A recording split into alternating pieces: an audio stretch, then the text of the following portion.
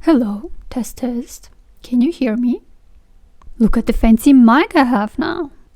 I do have to hold it like an idiot, because if I hold onto it like this, it just records the noises of me touching it. So unfortunately, I will not be able to film just my normal videos with this mic unless I hold it like an idiot, but I will be able to use it for my voiceovers, which is already a massive step forward. So those of you following me on my social medias, I was able to buy this mic through the coffee donations I received last month. So stick to the end of the video for the shoutouts for all the donations that made it possible for me to afford the thing. I feel really fancy, like a proper podcaster with this. The cable is really short and I have to connect it, so I cannot really move back. Yeah, anyways, here have some footage for this beautiful thing.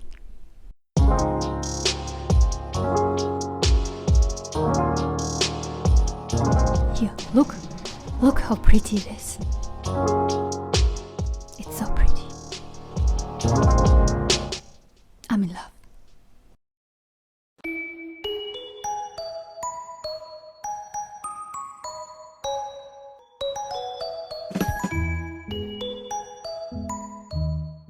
Hello, welcome to Visual Storytelling with Olschi.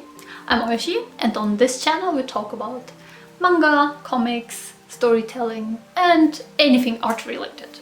Today we're gonna talk about facial expressions, how to draw them, how to use them. Storytelling is all about communication. A good story is effective at evoking emotions within the reader or viewer, and one big part of feeling emotions is our capacity for empathy. If we, for example, see a person crying, we usually can imagine what the person is feeling, and to a certain degree, we can feel the sadness ourselves. This is a pretty human trait, and it goes as far as being able to perceive what emotion is expressed by a really reduced face, like an emote, for example, or a manga face. Manga is really good at depicting emotions. In my opinion, it's one of its biggest appeal. It's popular not just because it's pretty, but also because it's really good at communicating what the characters are feeling. It usually does so by first reducing the facial features to their very basics, and then by exaggerating those facial features. So in this video I want to talk about how the facial expressions of our characters can help us communicate with the reader in the most effective way. I guess you do need an understanding of facial anatomy to a certain degree, but it's not a must. You do not need to know all the separate muscles we have in our face. But depending on how realistic you want your characters to draw, I guess it can be helpful to learn those things.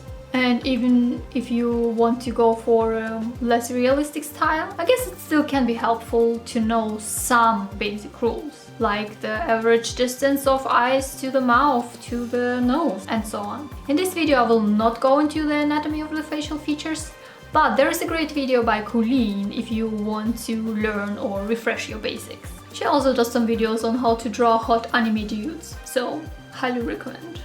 In certain stories, going for realism might be preferable. If you pick this route, you can use more facial features to show the emotions. Also, it will be okay to stay quite subtle in how you draw the emotions. But you rarely can get away with complete realism. Very few of us show very strong facial expressions in a day-to-day life. So if you stick to realism in comics or manga, your characters might end up looking stiff or emotionless. So in most cases you need to exaggerate at least a little bit. So the more abstract your art style is, the further you can get away from reality, the more you can exaggerate. It all depends on your preference and the story you want to tell. Even within manga, which is usually drawn less realistic than superhero comics, for example, you have a range from rather subtle and realistic expressions like in manga of Urasawa Naoki to really exaggerated faces like in One Piece or a lot of shoujo manga.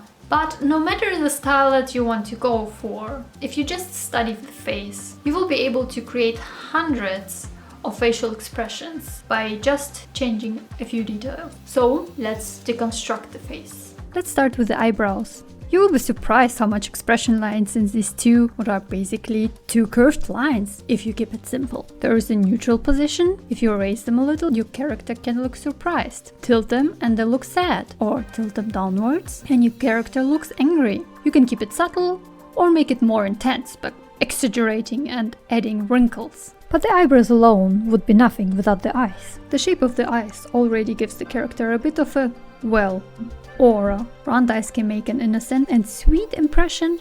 Narrow eyes are usually perceived as cool and less emotional. Basically, they are the first impression. In manga, eyes are usually what we pay most attention to, while eyebrows are something we perceive rather subconsciously. You can change the expression of a character by changing the size of the iris, making them open the eyes wider or narrower. The amount of detail in the eyes can also vary. A small, narrow iris and a pupil will show shock. Eyes with more detail in them or fully black eyes show warmth. Use the reflection to your advantage.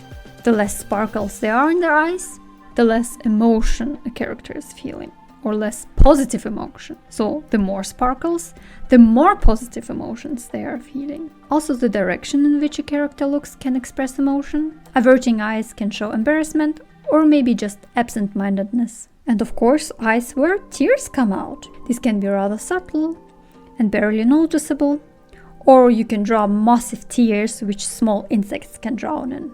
Nose. Well, nose doesn't really change much. The only example I can think of are flared up nostrils. Mouth. Our mouth is very flexible. Mouth corners up usually show a smile, while downward showing corners show a frown. One corner can be more up than the other to show a cheeky grin. A slightly open mouth can feel more natural than fully closed lips. And of course, the more open the mouth is, the bigger the expression.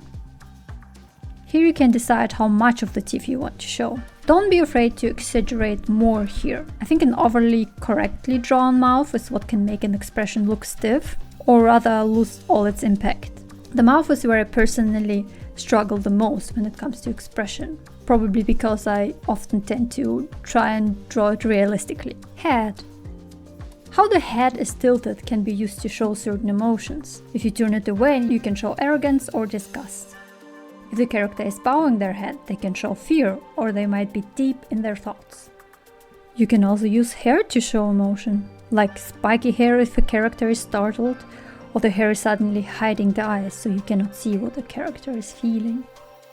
It looks like there is no clear rule to how many basic facial expressions there are. It varies anywhere from 4 to 6, but I will be referencing Scott McCloud, as I often do in my video. In Making Comics, he himself refers to the 6 basic emotions as defined by Darwin: anger, disgust, fear, joy, sadness, and surprise.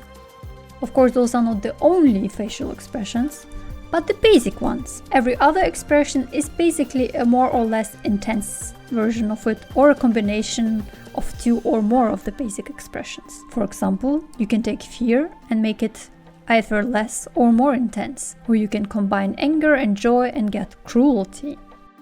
This way, the possibilities are almost endless. Add a little bit of symbolism and you can become the master of emotion.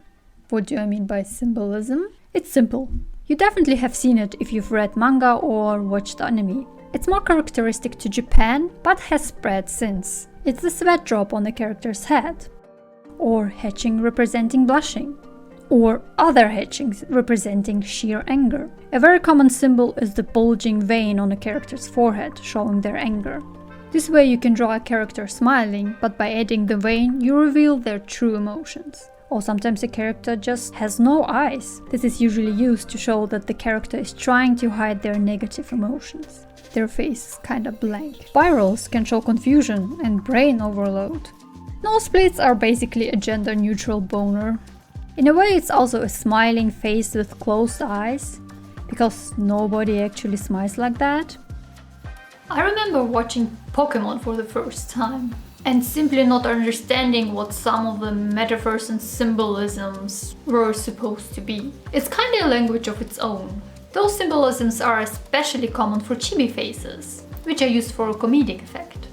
You take out the seriousness of an emotion. So while those symbolisms are a cheat code to show emotions in a really easy way, try not to use them in serious moments. If you want the reader to feel sad for a crying character, try not to draw them like this.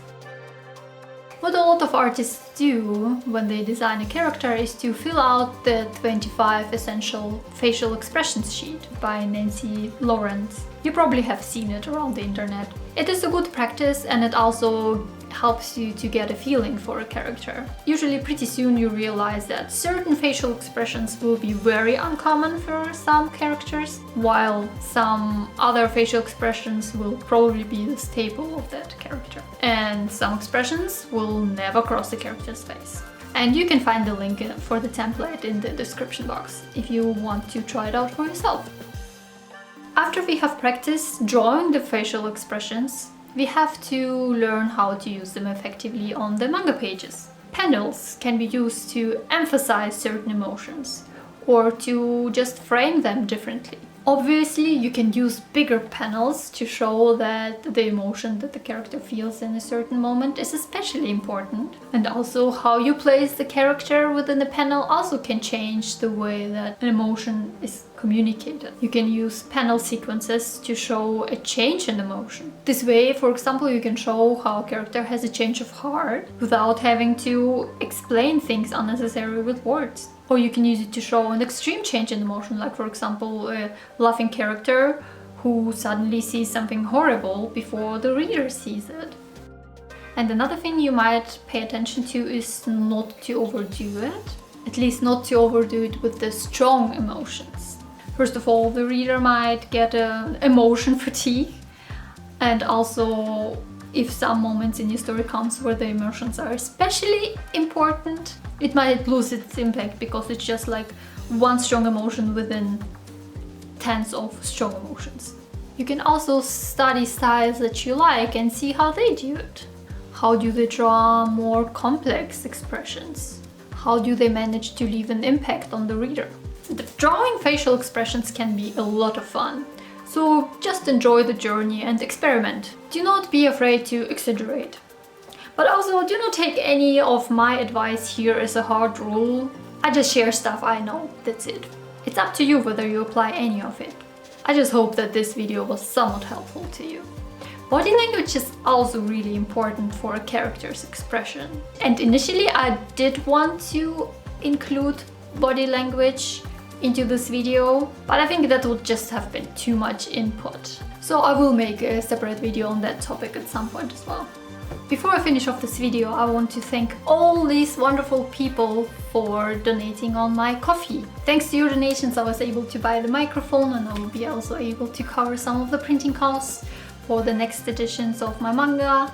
So it really helps me out to improve the quality of this video, but also to save some time on recording voiceovers now that I have this beautiful mic. So thank you very much. And yes, I do have a coffee now, I have a shop, I have a new homepage, so you can find all the links down in the description box below. Also in the description box you can find the links for where to read my manga online for free. And I really hope that this video was helpful. Please press the thumbs up button if you liked it, and also if you're not subscribed to this channel, then feel free to do so. And I hope to see you in the next video. Thank you for watching. Bye!